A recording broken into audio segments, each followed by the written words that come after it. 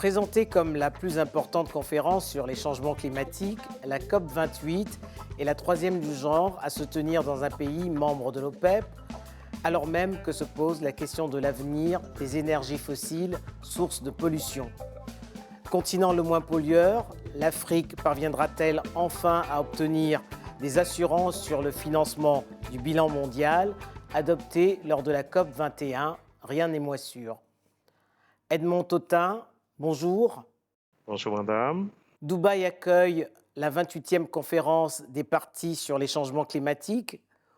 Au-delà des constats faits sur l'état de la planète, à quoi servent ces assises?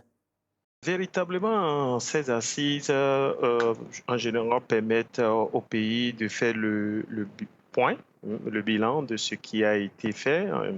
Vous avez fait référence à la COP 21, notamment à l'accord de Paris, que j'imagine, qui a pris de grandes résolutions. Donc, l'un des enjeux, c'est de pouvoir faire, par exemple, le point pour voir, après plusieurs années, où en sommes-nous? Est-ce qu'il y a eu des progrès?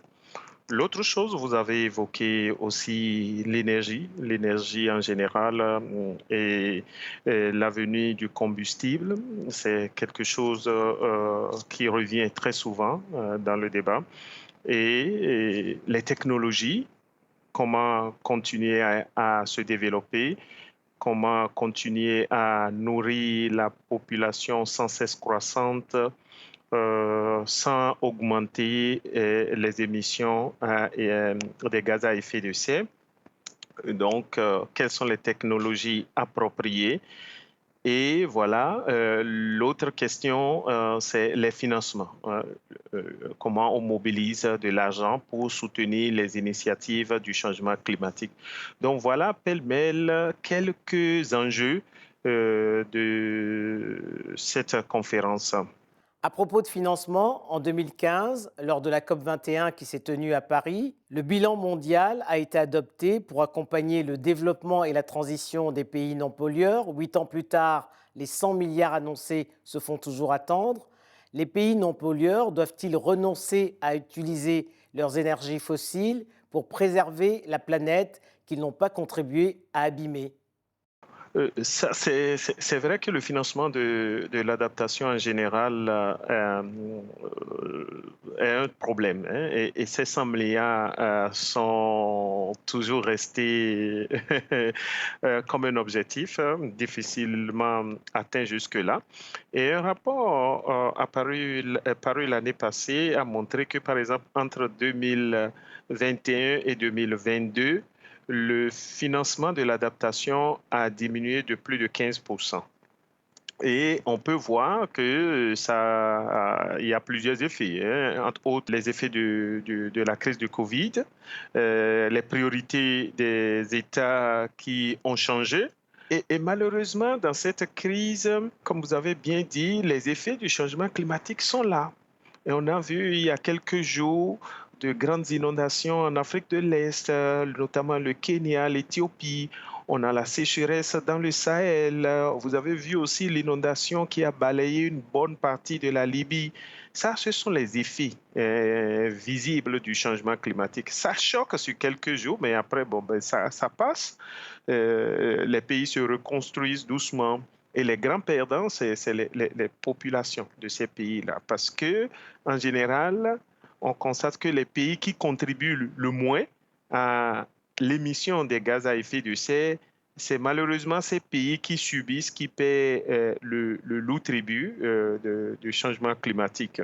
Et est-ce qu'il faut renoncer à avoir accès, c'est ce que ces pays disent aussi, hein, nous avons tous les droits à nous développer aussi de la même manière que les autres pays et à utiliser l'énergie fossile.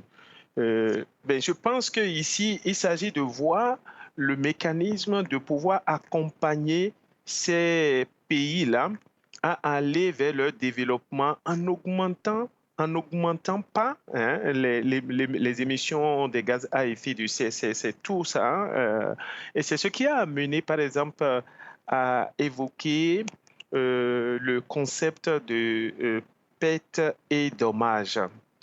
Et c'est le moment de saluer un des grands pionniers de ce concept, Salim Hock, qui est décédé il y a quelques jours seulement, où les pays moins développés se sont mis ensemble pour dire ben, il faut hein, qu'il y ait justice. Nous sommes euh, très peu producteurs de ces gaz et c'est nous qui payons le prix le plus fort. Quels sont les pays qui doivent payer?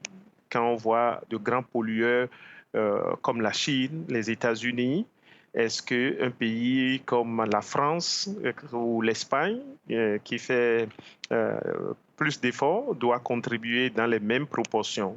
Donc voilà. Et qui doit gérer ces fonds?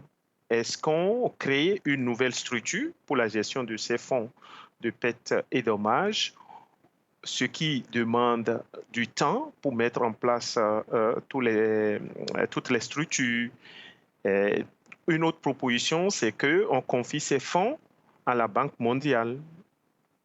Et tout de suite, la crise qui est née de ceci, c'est qu'il y a une crise de confiance. On voit que la Banque mondiale est beaucoup plus sous l'influence des pays développés. Donc voilà, ce n'est pas quelque chose qui va profiter forcément à ces pays qui subissent de plein fouet les effets du changement climatique. Le continent a accueilli 3 éditions de ces grands-messes. Nairobi en 2006, Marrakech en 2016, et l'année dernière, c'était à Sharm el-Sheikh en Égypte. Quelles sont les singularités de ces grands-messes quand elles se tiennent sur le continent?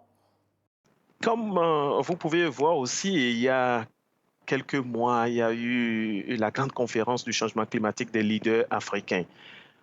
Au moins, ça permet de voir de plus près comment les pays qui produisent moins ces gaz-là sont affectés.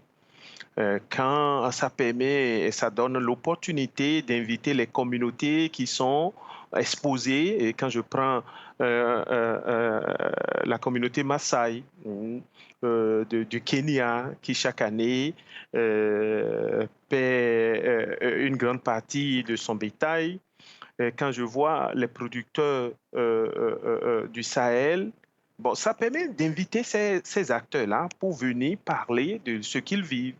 Et ça, c'est ça simplement qui fait la différence, hein. Sinon, globalement, pour moi, il n'y a pas un grand changement.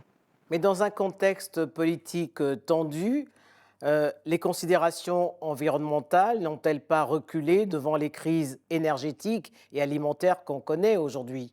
Et ça, c'est très vrai. Regardez avec les tensions politiques qu'on a eues. Je ne veux pas mentionner ici la crise de l'Ukraine, où très rapidement, les pays qui ont même rangé l'énergie fossile, le charbon, quand on a senti la crise énergétique venir, rapidement, on a eu recours à cette énergie. Je ne veux pas parler d'une énergie sale, mais quelque chose qu'on a rangé. C'est pour dire que chaque fois que les priorités changent, euh, j'ai comme l'impression que l'environnement est relégué au second rang. Remarquez avec moi, pendant la période Covid, on a vu que les priorités, que ce soit en termes de recherche, que ce soit en termes de gouvernance, des fonds dédiés au changement climatique sont rapidement allés servir d'autres causes. Et quand je viens sur le continent africain où tout est priorité, que ce soit l'éducation, que ce soit la santé, que ce soit les infrastructures, l'environnement n'est pas toujours logé au beau fixe. Vous êtes Edmond Tautin, chercheur au Centre des légumes du monde. Quelles sont les stratégies pour garantir une agriculture saine et durable en mesure de nourrir 2 milliards d'Africains à l'horizon 2050? Il y a eu plusieurs stratégies oui, qui sont déployées pour combiner cette dualité, changement climatique, besoins sans cesse croissants en termes de nourriture. Il y a ce qu'on appelle l'agriculture intelligente. L'agriculture intelligente passe par l'utilisation rationnelle des ressources. Comment, par exemple, on va utiliser des variétés qui vont demander beaucoup moins d'eau et qui vont donner pratiquement les mêmes rendements. Comment on va utiliser, par exemple, le paillage pour économiser la disponibilité de l'eau ou que l'eau passe à être disponible pour les plantes. Euh, et ça passe par la combinaison des cultures. Comment on va associer, par exemple, le maïs avec une légumineuse pour permettre aux deux cultures de tirer des effets les uns des autres. Voilà autant de pratiques que la recherche déploie, mais que aussi les communautés connaissent suffisamment, parce que une des choses qu'on essaie aussi de mettre en avant, surtout dans le contexte africain, c'est le savoir endogène. Comment on valorise ça? Ça, c'est pour ce qui concerne les cultures. Il y a un des grands défis de l'Afrique, c'est la capacité à prévoir le temps, ce qu'on appelle la disponibilité, par exemple, des données climatiques. En termes de couverture et de précision des informations climatiques, on n'a pas une très bonne couverture du fait que les infrastructures météorologiques ne sont pas toujours très disponibles pour permettre un bon maillage. Ailleurs, ce que nous encourageons toujours, c'est comment on combine le peu que nous avons en termes de technologie avec le savoir endogène. Dans nos communautés, heureusement, il existe encore des personnes qui, juste à regarder le ciel ou à voir le comportement de certains animaux, des oiseaux, des fourmis, peuvent prédire avec justesse quand est-ce qu'on peut espérer la pluie. Toutes ces informations combinées permettent aux producteurs de pouvoir mieux s'organiser, savoir par exemple quand est-ce qu'il faut commencer déjà par préparer son champ, quand est-ce qu'il faut semer même si on n'a pas la pluie, et les jours qui doivent suivre, on doit avoir la pluie. Donc voilà autant de technologies, d'innovations qui existent, qu'on combine sur le vocable d'agriculture intelligente pour faire face aux défis du changement climatique. Edmond Totin, je vous remercie. Merci beaucoup, madame.